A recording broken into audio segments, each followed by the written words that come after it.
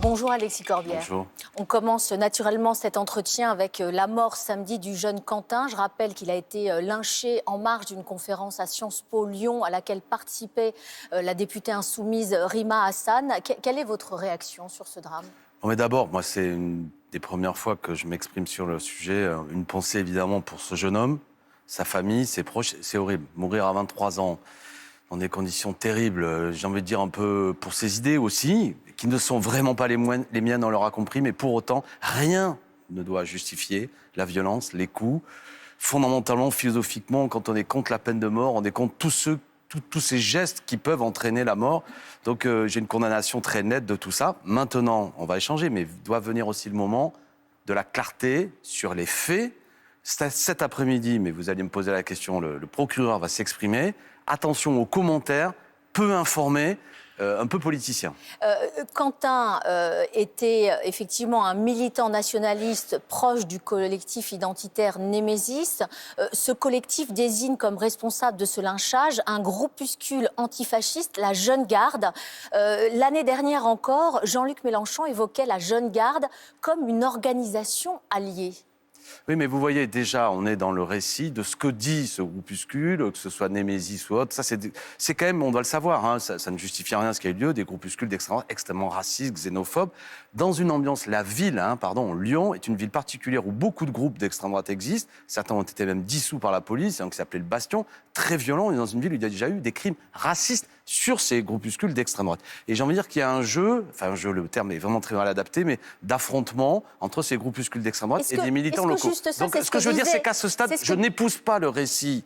Ils ont peut-être raison, mais je n'épouse pas le récit de gens qui se font connaître depuis des années comme étant des gens violents, des gens xénophobes, des gens qui cherchent la bagarre. Donc moi, je fais confiance à la police et la justice. Alors eux, ils accusent des gens, on verra.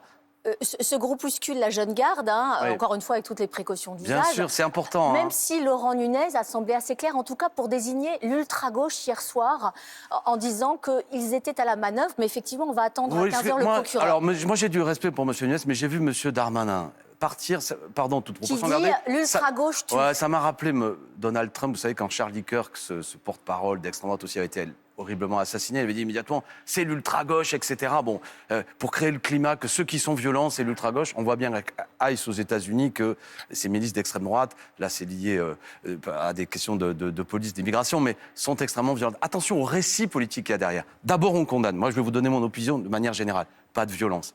Ces groupes antifascistes, Jeune Garde, moi, j'ai un désaccord stratégique depuis un moment. On ne fait pas reculer l'extrême droite. Elle a été dissoute l'an dernier. Oui. Est-ce que Bruno Retailleau a eu raison ? Non. Moi, j'étais contre la dissolution parce que là encore, c'était dans un climat, on voit bien, de créer le discours politique que ce qui est violent, c'est la gauche, c'est ça qu'ils veulent faire. Ce qu'ils veulent faire, c'est retourner l'idée que l'extrême droite ne serait plus violente, l'extrême droite ne serait plus antisémite, l'extrême droite serait très sympathique, on pourrait même s'allier avec elle, et le diable, c'est la gauche. Alors, il y a la France insoumise, mais pas seulement, qui en prend plein la figure. Je vous informe, par exemple, que moi qui suis... Mais vous pouvez quand même dire que la violence politique, eh bien, elle peut provoquer provenir de l'extrême droite comme de l'extrême gauche. S'il y a des gens qui se réclament de la gauche ou de l'extrême gauche, comme vous dites, qui sont violents, a fortiori, qui portent des coups mortels, je condamne. Ça, c'est clair. Je l'ai toujours dit et j'ai envie de m'adresser aux jeunes ce matin à travers vous.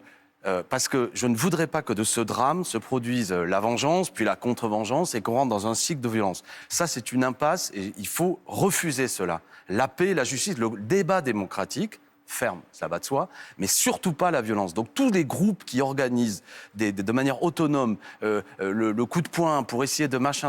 Tout ça est une impasse et vraiment, il faut que ça refroidisse ce matin. Il faut que ça refroidisse, mais on peut se poser la question, qui attise aujourd'hui ce climat de violence politique ? Pour le dire autrement, est-ce que vous pensez qu'il y a une responsabilité de la part de la France insoumise ? Non, je dirais, vous voyez, ça ce serait un narratif où j'ai aucun fait, mais on veut immédiatement me convoquer. Alors, que les choses soient claires. Je peux vous donner des faits. Par exemple, oui. Ce sont les insoumis qui disent que la police tue. C'est Jean-Luc Mélenchon qui prône le bruit et la fureur, qui refuse d'appeler au calme lors des émeutes de 2023. Et lors d'un meeting 14 novembre 2022, qui demande à ses militants dans la salle de passer à des méthodes impactantes. Est-ce que ça, il n'y a pas un crescendo dans une forme d'appel à la violence ? Moi, j'ai été exclu de la France insoumise, sali, calomnié. Aujourd'hui, je fais un groupe, vous l'avez cité, l'après, je suis pour l'union de la gauche, on va en parler, j'ai plein de désaccords stratégiques. Mais je ne vais pas faire le charognard d'un seul coup à essayer, dans le contexte actuel, de faire porter à la France insoumise la responsabilité d'un crime. Il y a des gens qui vont aller en prison pour ça, c'est sérieux. Le vocabulaire qui est utilisé là, je peux le commenter, mais j'ai pas envie de le faire ce matin sur le désaccord que je peux avoir. Ça n'a aucun rapport, les mots qui ont été dits, même si je suis aujourd'hui en désaccord avec la stratégie de la France Insoumise, avec le fou ou les fous qui ont massacré un homme au sol, d'accord ? Que les choses soient claires, parce que sinon, on nourrit un narratif qui ne fera que renforcer l'extrême droite. Mais je profite de l'occasion précédente pour dire, et là c'est plus intéressant, oui, il faut l'union de la gauche et des écologistes, c'est à quoi je travaille. Je suis pour une primaire qui aura lieu le 11 octobre, et pas travailler à l'ultra-radicalité d'une espèce de la frange la plus radicale de la jeunesse en disant tout le monde est pourri à gauche, il n'y a que nous. De ce point de vue-là, toute cette surenchère parfois que peut porter Jean-Luc Mélenchon... Mais c'est pas une manière de cautionner la violence qui est quand même... Moi, pour ma part, je la condamne clairement. Vous savez, moi, quand j'ai été exclu... Oui, mais la France Insoumise la condamne avec des mots, mais dans les faits, ne cesse de l'attiser. Non, mais ne me faites pas... Alix Bouillaguet, ne m'invitez pas, même si c'est toujours un plaisir. Moi, je répète, j'ai été exclu, je suis régulièrement sur les réseaux, insulté par des gens de la France Insoumise qui sont dans un délire vis-à-vis de gens comme moi. Ils veulent me faire porter la responsabilité de tous leurs problèmes, etc. Donc, je suis sans complaisance. Je leur dis d'ailleurs, vous vous trompez, aujourd'hui, l'extrême droite peut gagner. Si on ne s'unit pas, on perdra. Donc, passer son temps à dénoncer les traîtres, etc., est absurde, d'accord ? Donc ne me donnez pas le micro pour dire est-ce que vous défendez ou pas la France Insoumise. Je pense qu'il gâche une potentialité énorme. Maintenant, au moment grave dans lequel nous sommes, cet après-midi, le procureur va parler à 15h. Je ne veux pas, parce que ce serait instrumentalisé, je ne veux pas avoir des mots pour dire c'est la faute à ce désaccord politique que j'ai avec Mélenchon. S'il y a des gens chez eux qui prônent la violence, moi je suis en radical désaccord. Et je suis en désaccord, vous l'avez compris aussi. Et s'il y a des responsables de la jeune garde qui m'écoutent, je peux leur dire je ne suis pas d'accord avec ce que vous faites. Moi, je suis militant de gauche, le mouvement ouvrier, comme on dit. Oui, on a des services d'ordre, parce que quand on fait une initiative démocratique, parfois il y a des provocateurs, voire même plus. On se protège. On doit toujours être dans le défensif, démocratique. Mais tout ce qui est de l'ordre de faire l'affrontement est une erreur et en plus peut provoquer peut-être des choses terribles. On a tendance souvent, et à raison, à pointer les brebis galeuses qui sont au Rassemblement national. Il y en a beaucoup.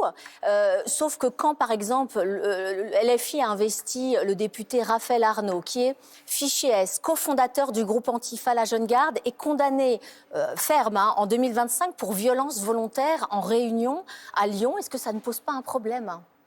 Je crois vous avoir répondu. Moi, je ne suis plus là pour commenter les choix. Vous savez, quand les camarades, les gens de l'AFI investissaient ces gens, ils nous excluaient en même temps. C'est une ligne politique nouvelle où des gens comme moi sont manifestement jugés comme étant je ne sais trop quoi. Enfin, vous avez vu. Et on préfère exalter plus des gens qui sont dans cette jeunesse comme ça, antifasciste.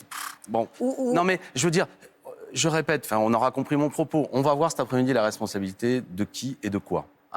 Moi, je ne sais pas. Et vous non plus, d'ailleurs. Soyons prudents sur les images. Soyons prudents. Qui et quoi J'ai vu des images d'une extrême violence. Moi, qui ai un peu l'habitude, des fois, d'une certaine expérience de la violence en politique, je trouve que... Ça vous a choqué ? Oui, parce que là, on est dans quelque chose où le but n'est pas seulement de défendre ou de réagir à une attaque. Il y a quelque chose qui est très grave. J'ai vu un homme au sol qui est tabassé par d'autres.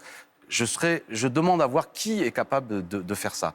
Bon, donc ça, c'est une chose. Il va de soi que je soutiendrai toute forme de condamnation, etc. Mais je ne suis pas pour cette ambiance.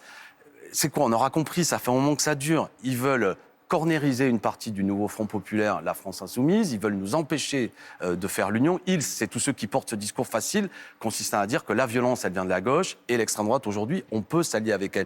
Vous comprenez, là, on va voir les municipales. Qu'est-ce que veut faire la droite et l'extrême droite ? C'est créer les conditions que peut-être, notamment au second tour, ils puissent s'allier. Ils veulent changer le paysage politique issu de 1945, où on ne pouvait pas s'allier avec l'extrême droite. Le Rassemblement national fait un travail, lui, de communication.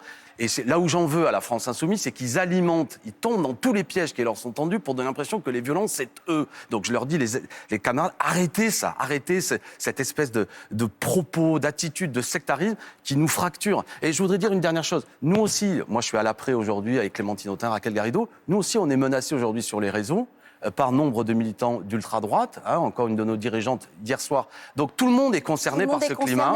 Un dernier mot sur Emmanuel Macron qui souhaite une peine d'inéligibilité obligatoire pour les élus coupables d'actes et propos antisémites, racistes et discriminatoires. Est-ce que vous trouvez que c'est une bonne idée ? Moi, je ne l'ai pas expertisé dans le détail, mais tout ce qui participe à la lutte contre le racisme et l'antisémitisme est bon à prendre. Je veux dire, de ce point de vue-là, je n'ai pas de soucis. Est-ce que c'est un avertissement pour Rima Hassan ? La députée insoumise. Pourquoi vous dites ça par ailleurs ? Moi, je trouve qu'attention. Je sais pas, elle a relayé récemment, il y a un an, sur X, la photo d'un tag appelant à dissoudre Némésis à l'acide. On peut aussi voir qu'il y a une forme de... Ça n'a rien à voir avec le racisme et l'antisémitisme. D'appel à la violence. Non, mais d'accord. Vous voyez, vous mélangez tout. Moi, je veux dire, je ne suis pas pour faire ça. Je répète, moi, ce à quoi je veux travailler, on l'aura compris, on n'a pas eu le temps de beaucoup en parler, mais c'est que nous restions unis. Primaire. Non, mais parce que c'est la seule stratégie. Si des gens m'écoutent, et comme moi, on a le droit d'avoir toutes les opinions, mais veulent faire reculer l'extrême droite, veulent empêcher que le prochain président de la République soit une femme ou un homme d'extrême droite, il faut l'union de la gauche et des écologistes. Et tout ce qui empêche cette union par des excès fait le jeu de nos adversaires. Voilà où j'en suis. Merci beaucoup Alex. et bonne journée à vous.